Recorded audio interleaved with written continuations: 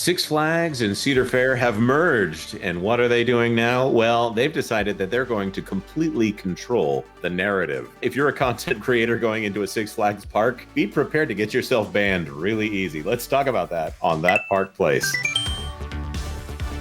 Hello, I am Jonas J. Campbell, an investigative reporter for That Park Place, and here with me are people who did not know they were about to be in a video, Mr. Culture Casino and VashSky. Welcome to the channel, guys. Hey, thanks. Happy to be here. Hopefully I can stay here, though. Hopefully our content creator guidelines on That Park Place haven't changed to where I might be getting the boot. Oh my. Well, as long as you don't show any behind-the-scenes stuff or hit the record button before anyone else is ready.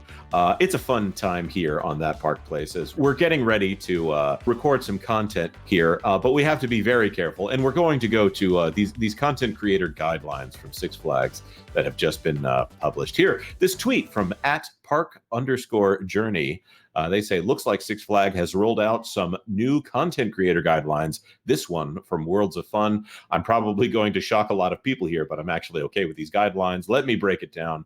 We're not going to allow you to break them down just yet, but right here at Worlds of Fun, we're happy to work with content creators who support our park values and are excited to help tell our story. All right. That sounds great, guys, doesn't it? Sharing values and telling a story. Doesn't that sound nice? It sounds very nice. But does it have to be a particular kind of story? I think it might. However, we will not work with influencers whose content or personal activity.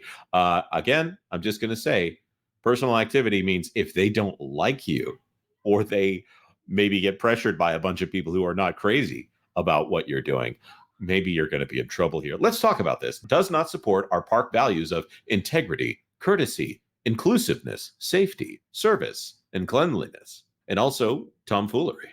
Bullies, harasses, or discriminates against other people or associates online or in the park. Yeah, nobody wants to hang out with a bully, of course.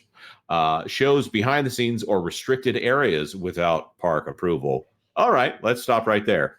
Guys, can you think of any theme parks right now that behind the scenes footage or perhaps restricted areas made it out into the open and it didn't reflect well on the park? Yeah, I think we've seen several different cases of that at Disney, if I remember correctly. Yeah. Well, and there have been content creators who have done the, show the behind the scenes or go into restricted areas and have been banned permanently for such actions. So, well, I mean, of course, walking behind scenes, that's probably not a good idea if you're at a theme park, which is obviously on private property. Probably not a good idea in and of itself. But if you raise up your camera above the wall and take a picture of what's going on back there and you see something noteworthy, I don't know. I think that's probably fair game. I think that's a little bit of journalism in there, right there. And sounds like Six Flags might not be crazy about that. Shares park insider information, including but not limited to photos, videos, documents, or details about future events or attractions without park approval. Ooh. So does that mean that if you are commenting on something that they're doing and you are commenting disfavorably and you're a content creator that works on covering Six Flags, let's say, any of the 40 or so theme parks that they now have under their banner, that means that you are not in line with their content creator guidelines? Interesting. Think about it. Think about the people who, I don't know, parse out permit information and say, okay, what are the next things that the park has not necessarily officially announced, but are working on? Do you get included in this whole list right here? I mean, this is, if you're looking to be a content creator working with Six Flags, like you said, one of 42 parks, you better look closely at this, especially now. Here's one that there's a beautiful word right here. Actively spreads misinformation about company policies, programs, or associates. This is just getting more Orwellian as it goes on. Misinformation, I don't like that word at all.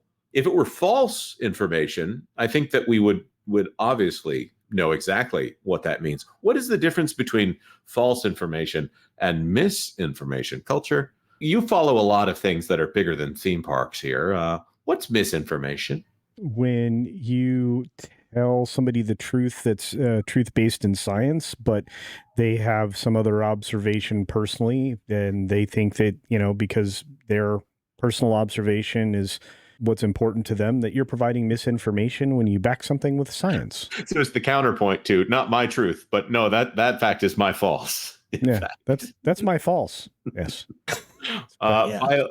That's great. Yeah, misinformation, very different from false information. False information, like you said, Jonas, I think we can all agree what that is. But misinformation is whatever, well, someone deems as a misfire. Yep. Violates park safety rules, code of conduct, or creator guidelines.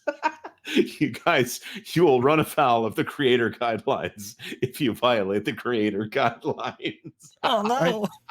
I feel like they needed a proofreader on this. Oopsie. Includes copyright infringement and or unauthorized use of Six Flags intellectual property. Oh, okay. What if you use a clip of one of their rides? What if you use a clip of their promotional material the way that every content creator does? I would show you a park map, Jonas, but I would run afoul of the creator guidelines.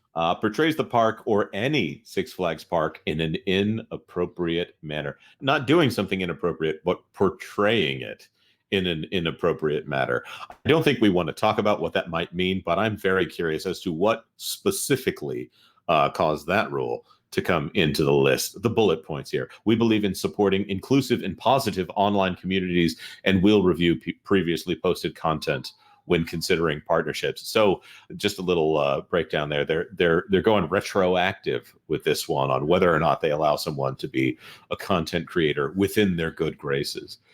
Whew. Guys, this is exhausting and a little bit scary. I think at this point, I if I were a Six Flags content creator, which I suppose we are on some level, I think I would just give up on working with the company at this point. What do you think? I mean, this is unbelievably restrictive intellectual property. I mean, if you use their promotional material from, I don't know, or the recent past, does that include you into that list of violating creator guidelines? A lot of people do that on the regular, especially when they're, providing the history of a given attraction or so. Have you now violated it and now you can't actually work with them? Well, it sounds like it. And if you're, I cringe when I think about, if you're a white guy and you don't necessarily embody the values of inclusiveness, can you now be a content creator? It's kind of what they're saying in there. See, without actually saying it. This is the thing that we see so often with companies like this. When you use a word inclusive, generally speaking, they're not actually saying inclusive. They're actually saying exclusive to a certain, it kind of gets in that reversal area where it doesn't actually mean the thing that it means. So that one leaves me with an odd feeling, just like the word misinformation. There are people who are comfortable with that word misinformation because that implies motive as opposed to, well, this person is just incorrect, which that's fine. Correct the incorrect information and then move on with your day. This is the kind of thing that seems very controlling and not trusting of their content creators who might be excited about whatever they're doing. This seems like trying to get in front of something that they think might be disfavorable. This doesn't leave me with a good feeling about their attitude towards content creators. This to me says that you cannot trust anyone who is on the media list for whatever their parks are. That's a great observation, because there are people that I don't trust at all because of, their position on the media list now, because the media list is an access list. That's all it became. And it made everything that those people provided compromised. And in my opinion, it was unreliable. Because, I mean, if your whole job is to, sell the company in order to stay on the access list, that's how access media works. I mean, are you gonna say, wow, this area of the park stinks like sewage because this attraction having these issues? You won't be able to say that. Are you going to be able to point out that, well, there's a decline in quality at the parks that came from this other part of the company? And while you might be pointing out a rise in quality on the Six Flags portion of the company. I might have the privilege of actually speaking to the media ambassador for Knott's Berry Farm tomorrow, or at least previously was. I don't want to necessarily give out names just yet because I think the title has changed, but I imagine that they were looking to maybe drop the role, perhaps because of these restrictions, right? Because I know a lot of people in that space, they go, well, I get information for, oh, I don't know, the next Halloween haunt, for example, and can I necessarily go public with this if I am a media ambassador for that park, or if I am a content creator under these guidelines? It's very restrictive. So I can definitely see people maybe dropping out of the role for this reason. And that was the kind of scary thing about this, corporate consolidation in the first place. Creating 42 parks, now you have tremendous power that you can wield. And we were thinking that might go for, ride manufacturers, but no, it includes people too. Yeah, this is the thing that I see with this theme park operator here. They have 40 parks. They are not necessarily known for being the high end on quality in all of those parks. Some of them they should be very proud of, and some of them they probably know where their trouble spots are.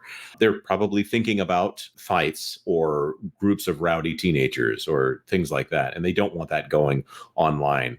But here's the thing. If the content creators who are interested in your company are not allowed to talk about that, the people who are definitely interested in just spreading a fire will talk about things like this. So there's two things I want to say. One, at least they're being upfront about this, because Disney does not publish their content creator guidelines, because I think those are generally at the whims of their parks division in the media relations division, and that's fine. That's how they want to play it. That's fine. I'm not angry at them for this. But putting out something like this, I think this is a bad look for Six Flags.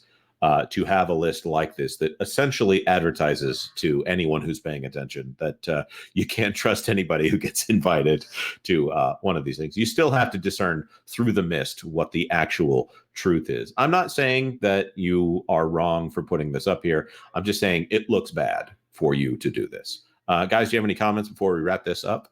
I feel like there's no upside for representing them in any way. I think I will create my own content without their guidelines, and come what may.